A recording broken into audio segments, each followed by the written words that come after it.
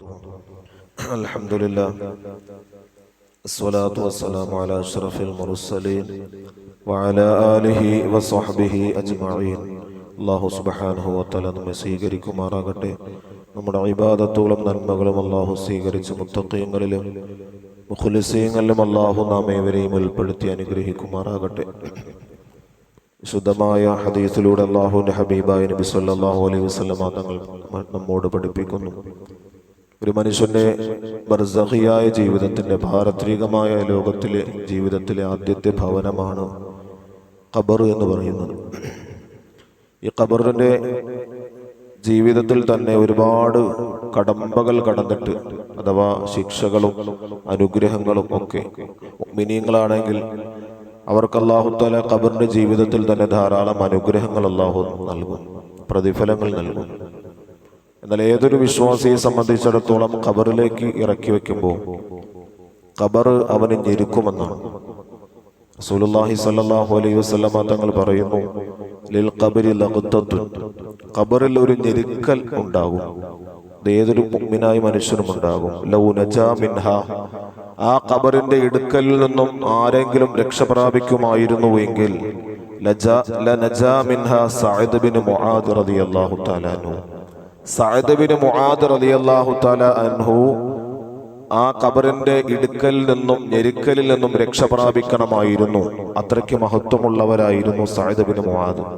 Saad bin Muadh റളിയല്ലാഹു തആല അൻഹു മരണപ്പെട്ടപ്പോൾ ആകാശത്തിന്റെ വാതിലുകൾ തുറക്കപ്പെട്ടു, അർശ് ചലിച്ചു. 70,000 മാലാഖമാരാണ് മഹാനായി സഅദ് ബിൻ മുആദ് റളിയല്ലാഹു തആല അൻഹുവിന്റെ ജനാസയിൽ പങ്കെടുത്തത്. അത്രയ്ക്ക് പദവിയുള്ള സ്വഹാബിയായിരുന്നു സഅദ് ബിൻ മുആദ് റളിയല്ലാഹു തആല അൻഹു. ആ സഅദ് ബിൻ മുആദ് റളിയല്ലാഹു തആല അൻഹുവിനെ ഖബറിൽ കൊണ്ടുവച്ചപ്പോൾ പോലും ഖബർ എന്ത് ചെയ്തു? ഞെരുക്കിയെന്നാണ്. ഞെരുക്കൽ എന്ന് പറയുന്നത് രണ്ട് രീതിയിലാണ്. വിശുദ്ധമായ ഹദീസിന്റെ പണ്ഡിതന്മാർ നമ്മോട് പഠിപ്പിക്കുന്നു, സാധാരണ അവിശ്വാസികളെ സംബന്ധിച്ചിടത്തോളം, ധിക്കാരികളും തെമ്മാടികളുമായി ജീവിച്ച മനുഷ്യനെ സംബന്ധിച്ചിടത്തോളം ഹദീസിൽ കാണാം, ആ മനുഷ്യനെ ഖബർ ഞെരുക്കുന്നത് അവന്റെ രണ്ട് ഭാഗത്തിന്റെയും വാരിയലുകൾ പരസ്പരം കോർത്തു പോകുന്ന രീതിയിലാണ്. ഭയങ്കരമായത് കഠിനമായ വേദനയും കഠിനമായ വെപ്രാളവും ഒക്കെ ഉണ്ടാകുന്ന ഒരു സാഹചര്യമാണത്. അത് നരകനിവാസികൾക്കും ധിക്കാരികൾക്കും തെമ്മാടികൾക്കും അല്ലാഹു നൽകുന്നതാണ്.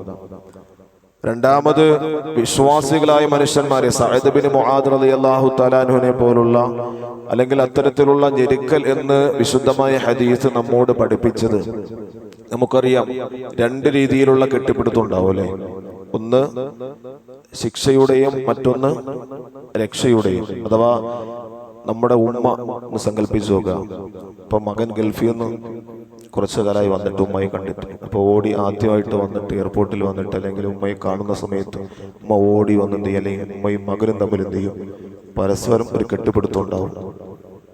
ഉമ്മ അല്ലെങ്കിൽ നമ്മുടെ ഒരു കൂട്ടുകാരനെ സങ്കല്പിക്കുക, പരസ്പരം കാണാതിരുന്നിട്ട് പെട്ടെന്ന് കാണുമ്പോൾ എന്ത് ചെയ്യും? ഓടി വന്ന് നമ്മ എന്ത് ചെയ്യും?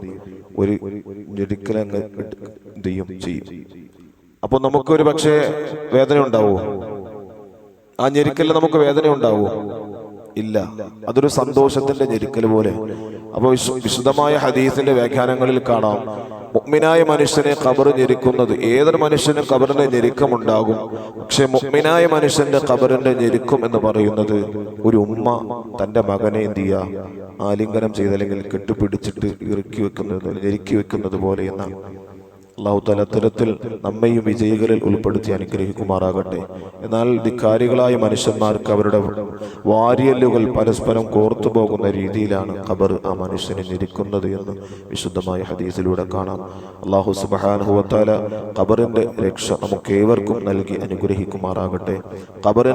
ഖബറിൽ നമുക്ക് രക്ഷ പ്രാപിക്കാൻ കഴിഞ്ഞാൽ പിന്നെ അങ്ങോട്ടുള്ള അവന്റെ സകലമാന അവന്റെ കടമ്പകളും രക്ഷ പ്രാപിച്ചു. അതാണ് മഹാനായ ഉസ്മാൻ ബിൻ അഫ്ഫാൻ റളിയല്ലാഹു തആല അൻഹു ഖബർ കാണുമ്പോൾ കരഞ്ഞിരുന്നത്. സ്വർഗം കണ്ടാലോ, സ്വർഗത്തെക്കുറിച്ച് കേട്ടാലോ, നരകത്തെക്കുറിച്ച് കേട്ടാലോ, സിറാത്ത് പാലത്തെക്കുറിച്ച് കേട്ടാലോ, ജഹന്നമിനെ കുറിച്ച് കേട്ടാലോ ഒന്നും ഉസ്മാൻ റളിയല്ലാഹു തആല അൻഹു കരച്ചിലുണ്ടായിട്ടില്ല. പക്ഷേ സ്വഹാബത്ത് ഉസ്മാൻ റളിയല്ലാഹു തആല അൻഹുവിനോട് ചോദിച്ചു, അല്ലയോ ഉസ്മാനെ, നീ നരകത്തെക്കുറിച്ചും അതുപോലെ മറ്റു കാര്യങ്ങളെ കുറിച്ച് ഒന്നും പറയുമ്പോൾ ഉസ്മാനെ നിങ്ങൾക്ക് കരച്ചിൽ വരുന്നില്ലല്ലോ.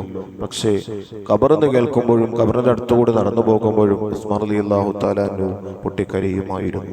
അപ്പോൾ ഉസ്മാൻ റളിയല്ലാഹു തആല അൻഹു സ്വഹാബത്തിനോട് പറഞ്ഞത്, അല്ലയോ സ്വഹാബത്തെ, ഖബറിൽ ജീവിതം ആർക്ക് രക്ഷപ്രാപിക്കാൻ കഴിഞ്ഞുവോ പിന്നെ അവൻ അങ്ങോട്ടുള്ള ജീവിതം എളുപ്പമാണ്.